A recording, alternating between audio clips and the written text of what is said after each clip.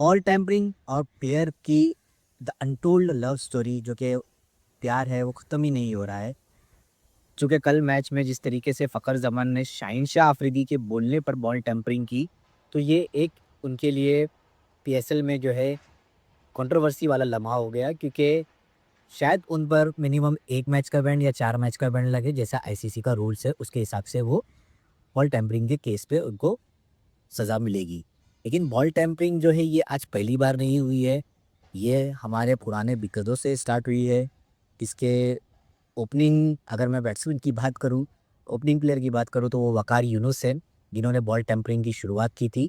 और ऐसा नहीं कि सिर्फ़ पाकिस्तान के खिलाड़ी ही हैं, उसमें आपको इंग्लैंड के खिलाड़ी भी है, इंडिया के कुछ लीजेंड क्रिकेटर्स भी है, फिर उसके बाद में इंग्लैंड के हैं, वेस्ट इंडीज़ के हैं, बहुत सारे ऐसे हैं, लेकिन उसमें ज़्यादातर अगर आप देखोगे तो पाकिस्तान के खिलाड़ी नज़र आते हैं बॉल टेम्परिंग में।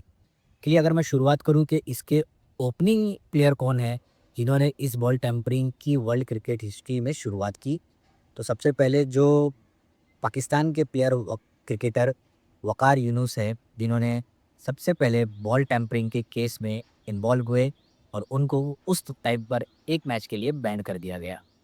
उसके बाद इंडियन के इंडिया के legend cricketer, God of the cricketer जिसको कहा जाता है, सचिन तेंदुलकर सर, जिन्होंने बॉल टेम्परिंग 2002 में की।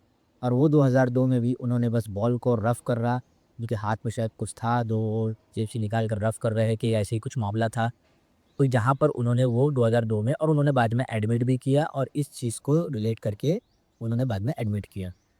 उसके बाद 2004 में अगर देखेंगे तो राहुल द्रविड़ ने द वॉल ऑफ क्रिकेट इसका कहा जाता है, तो वहाँ पर उनसे भी एक बॉल टेम्परिंग हुई। उनके टाइम पर एक लॉजेंजीज़ आया करती थी, जिसमें कफ सिरप के लिए एक लॉजेंजीज़ होती है जो ड्राई कफ और वेट कफ के लिए। तो उनके ऊपर जो मेल्टनेस है, उस मेल्टनेस को यूज़ करके बॉल को वन साइड शाइन रखने की कोशिश की जाती थी, जिसके कारण ये पॉसिबल हो सकता था कि वो मेल्टनेस जो है बॉल की शाइन के ऊपर आए और वन साइड बॉल शाइनिंग रहे।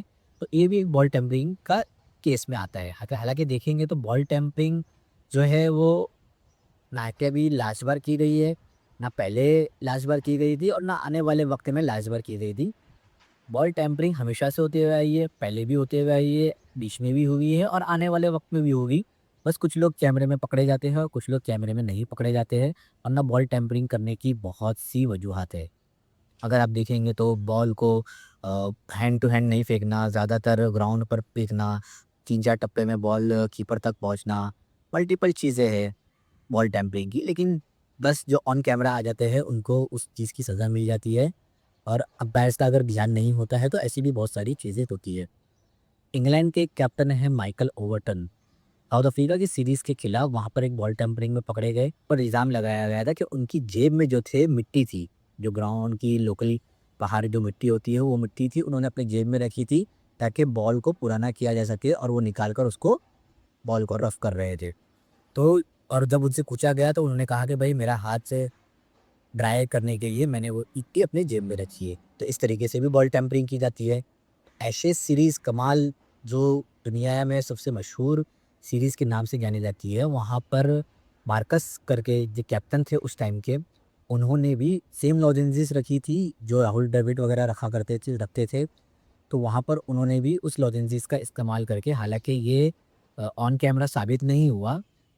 जब बाद में उनकी बुक आई मार्कस की, एक किताब हुई, वो किताब में उन्होंने लिखा कि भाई हमने एशेज़ के टाइम पर ये काम किया हुआ है। हालाँकि कोई इस चीज़ का पुख्ता सबूत नहीं मिला और ना ही वो हुई।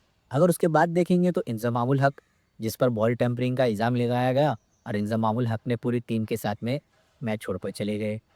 फिर उसके बाद में देखेंगे तो ओ हो! लाला, पाकिस्तान के लाला शाहीन अफरीदी, जिन्होंने तो भाई वो सेब खाते हुए बॉल टेम्परिंग करते हुए पकड़े गए। उन पर भी 4 टी20 का बैन लगाया गया। डेविड वार्नर और स्टीव स्मिथ को, जिन्होंने काफ़ी अच्छा का क्रिकेट चल रहा था करियर, लेकिन बॉल टेम्परिंग की वजह से काफ़ी उनका साल बर्बाद हुआ, और काफ़ी उनके लिए सबसे सख्त तरीन लम्हा था वो। तो डेविड वार्नर और स्टीव स्मिथ भी उसमें पाए गए। तो उसके बाद शिमरन हेटमायर पर भी, ज़िम्बाब्वे के खिलाफ जब वो मैच खेल रहे थे, तो वहाँ पर भी उन पर बॉल टेम्परिंग का केस फाइल हुआ। उसके बाद देखेंगे तो 2 ऐसे प्लेयर्स हैं जो साउथ अफ्रीका के कैप्टन रह चुके हैं। एक साउथ अफ्रीका के कैप्टन थे वेरन फिलेंडर, जिनको बॉल स्क्रैच करने के कारण भी बॉल टैम्परिंग पर ऊपर इल्ज़ाम लगाए गए। उसके बाद ज़माना मशहूर जो है फाफ डुप्लेसी, जो ऑस्ट्रेलिया के सामने जब मैच खेल रहे तो वहाँ पर भी उन पर बॉल टैम्परिंग का इल्ज़ाम लगा। ये तो कुछ प्लेयर्स के नाम हैं और ऐसे भी जो प्लेयर्स के नाम हैं जो हम उन तक नहीं पहुँच पाए, जो हमने सर्च किया, देखा और मैंने आपको बताया कि ये वो सारे प्लेयर्स हैं जो सन 2000 से लेके 2026 तक के बॉल टैम्परिंग के केस में फँसे गए। तो अगर कोई एक नया प्लेयर बॉल टैम्परिंग के केस में इन्वॉल्व होता है तो इसका मतलब ये नहीं है कि बाकी लोग नहीं करते हुए आए हैं। सब लोगों ने करते हुए आए हैं, सब लोग करते हैं और करते रहेंगे या करते बाद में भी नज़र आएँगे। मल्टीपल चीज़ें हैं उस चीज़ की करने के लिए, लेकिन फ़िलहाल इस टाइम आईसीसी, बीसीसीआई इस चीज़ के लिए काफ़ी सख्त है। अगर आप ऑन कैमरा, और ये पहले से ही सख्त है, अभी से नहीं, अगर आप ऑन कैमरा पकड़े गए तो आपको मिनिमम 1 मैच की सज़ा है, मैक्सिमम 4 मैच की सज़ा है, या फिर आपको 50% मैच फ़ीस में से कट कर दिया जाएगा, या फिर आपको जो बीसीसीआई उस टाइम पर फ़ाइन तय करेगी वो आपको पे करना होगा। तो ये अभी से नहीं, बहुत पहले से ही होते आ रहा है और बॉल टैम्परिंग हमेशा से होती हुई आई है, बस कुछ लोग पकड़े गए हैं और कुछ लोग नहीं पकड़े गए हैं। तो बहुत सारे कारण हैं।